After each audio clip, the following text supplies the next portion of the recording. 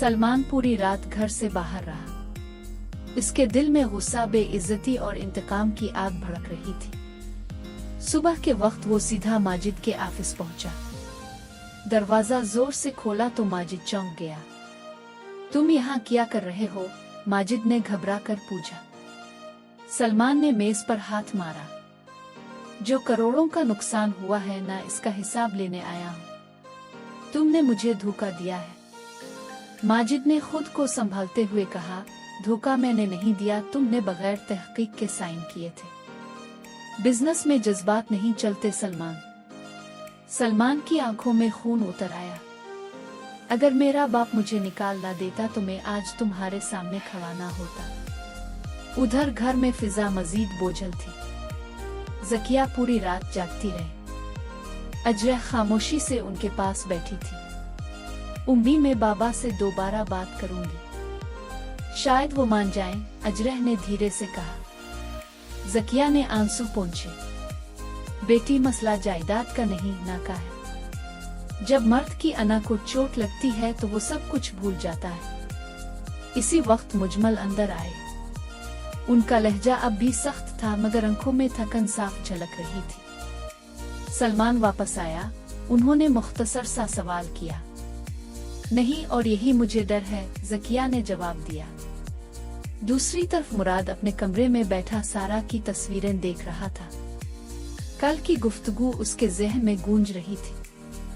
समन की बातें भी दिल में घर कर चुकी थीं।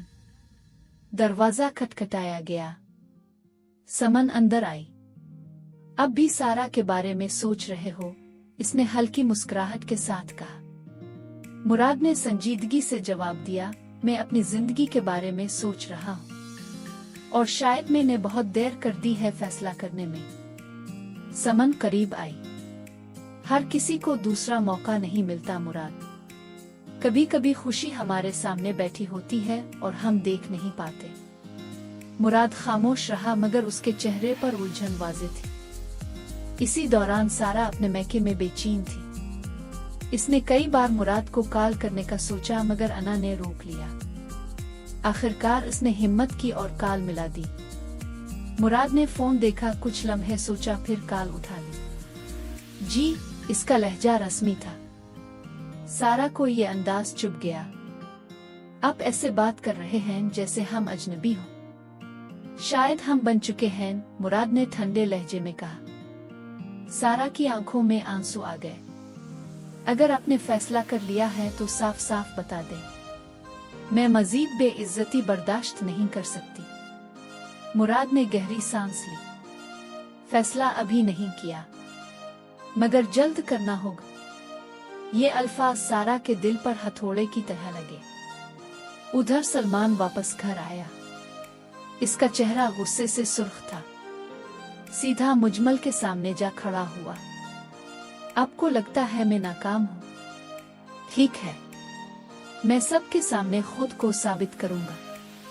मगर एक बात याद रखें, अगर मैं डूबा तो किसी को साथ लेकर डूबेगा। मुजमल ने पहली बार लहजा नरम किया। धमकियां देने से कोई बड़ा नहीं बनता सलमान, खुद को बदलने से बनता है।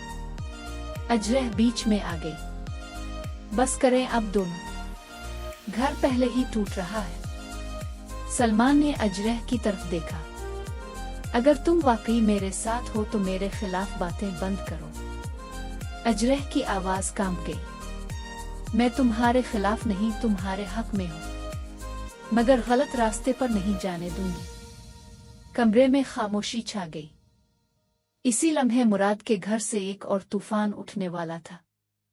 समन ने मुराद के सामने साफ लफ्जों में कहा, अगर तुम सारा को वापस लाना चाहते हो तो ला सकते हो, मगर अगर नहीं तो मैं तुम्हारे साथ हूँ। मुराद ने पहली बार समन की आंखों में देखा। वहां ख्वाहिश भी थी और जिद भी। कहानी अब एक नए मोड़ पर थी।